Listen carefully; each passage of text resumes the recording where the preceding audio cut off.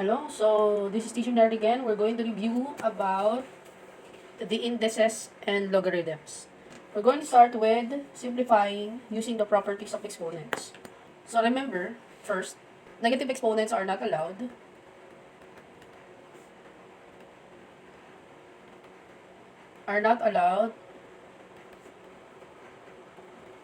To both numerator or denominator. To consider as a polynomial. So not a polynomial if the exponents are negative. So what you do is, for example, you have an exponent negative 2 and an exponent of negative 4 below. You just need to flip the variables with the negative exponent, and that is your final answer. So we have b raised to 4 over x raised to 2. So the value is not affected. What is affected is only the signs. Okay, so that's the law of negative exponent. Alright? So again, there will not be a negative exponent for your numerator and denominator. So, let's review first. How are you going to solve for the division of terms and multiplication of terms? To multiply terms, for example, you have c raised to 5 times c raised to 4, d raised to 2. When you multiply, remember that the base must be the same. If you have no common base, then you cannot solve for the expression further. So for this one, we have the common base c. So multiplying common base c, we will add the exponents. So we have c raised to 5 plus 4, and just copy d raised to 2 because d raised to 2 has nothing to do with c because their base are not the same. Okay? So let's have this as c raised to 9 d raised to 2. So that's your final answer in multiplying this expression. Now, how are you going to solve if the expression or the operation to use is division? So you have c raised to 5 over c raised to 4 d raised to 2. So again, same base will be solved while the base that is not common to any other base will just be copied. So in division, remember that we subtract exponents or indices.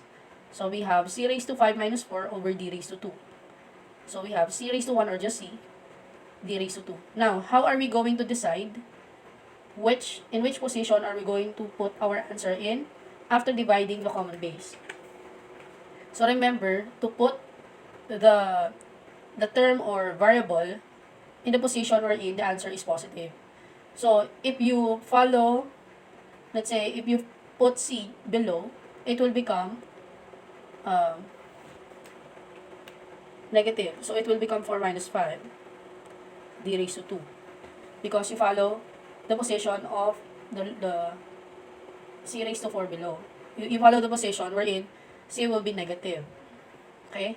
And we know that that is not allowed. So what we're going to do is to position it by flipping the equation or just simply putting the answer in numerator. So c over d squared.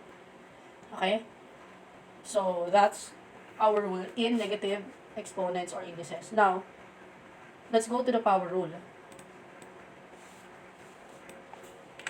In the power rule, what is needed when you raise any term or expression by an exponent is to distribute that exponent or index to all of the elements or terms inside the expression.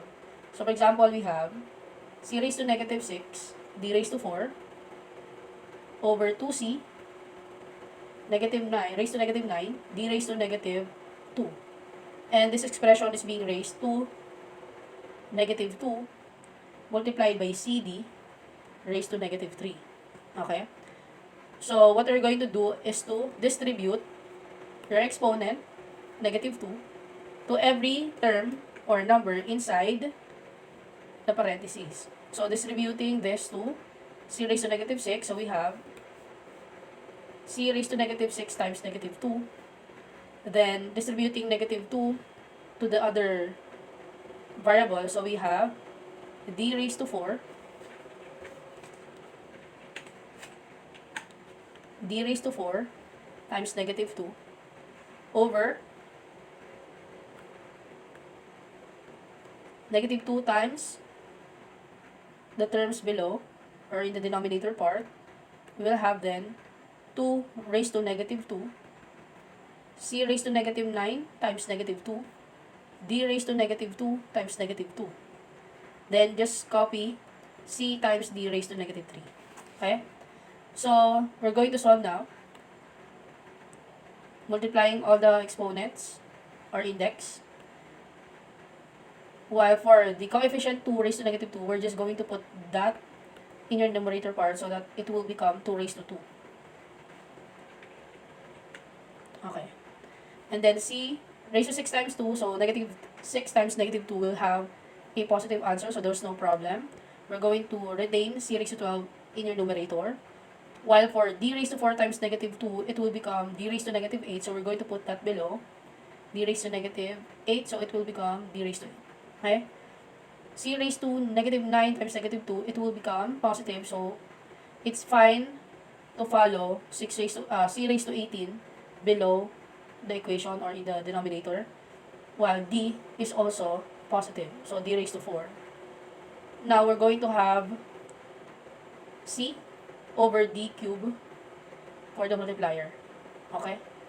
So, no more left. Alright. So, next step will be looking for the same base. Since multiplication is a process for this numerator, we'll then have 4 raising 2 by 2. That's 4.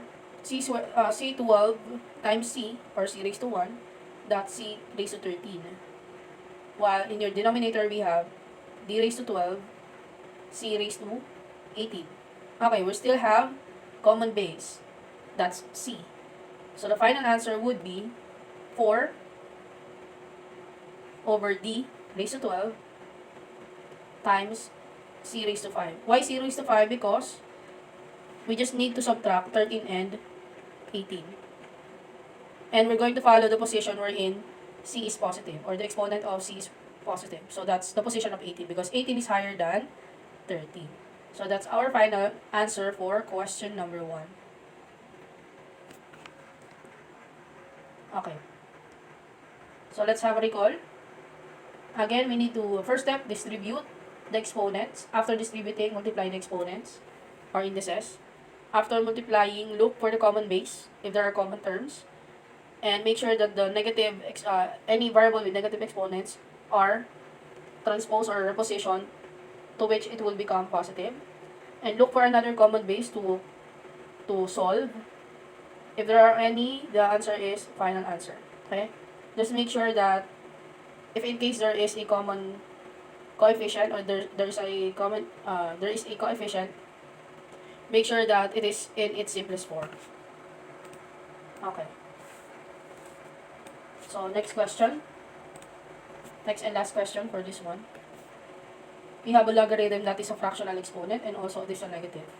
Okay. So we have x raised to 6, y raised to negative 3 over 27, y raised to 3 over 5, and the exponent is negative 1/3. Okay? So let's distribute. So that's the first step. Distribute negative 1/3 to all of the items inside the quantity. So x raised to 6 times negative 1/3, that is x raised to negative 2. Okay? For y, that's y raised to negative 3 times negative 1/3. That will become positive because both are negative. So cancelling negative 3 and 3.